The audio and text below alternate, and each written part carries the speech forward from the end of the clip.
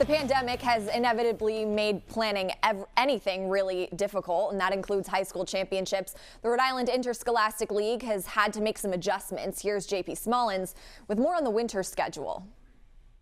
After a lot of planning and work with college venues, the winter championship schedule is set. The Interscholastic League continuing to roll along through each twist and turn in the pandemic. I think we had a lot of anxiety only in that we didn't understand exactly what we were going to be dealing with regarding restrictions, availability, dates, like all those things. Those are normally planned, months in advance, and so we can kind of prepare for that. But so yeah, a little anxious in the office, but I think that we had open communication with all the colleges and venues all the way along, and they were all very respectful of what we were trying to do and trying to figure out a way to make things happen.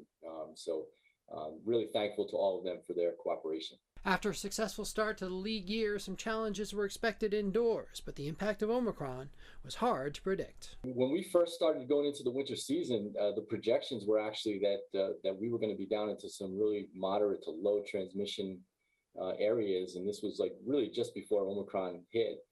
And very quickly things changed, so we had to adapt to that. Schools have been just jockeying the schedule as best they can, but things are piling up, and so we're doing the best we can to try to get the rest of the regular season in and get ready for the playoffs.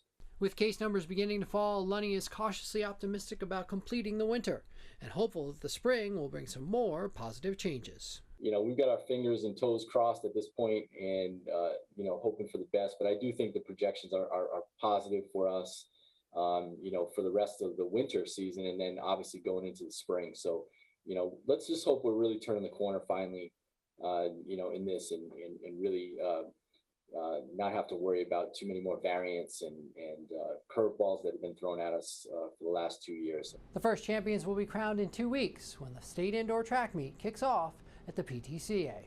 For 12 Sports, I'm JP Smallins.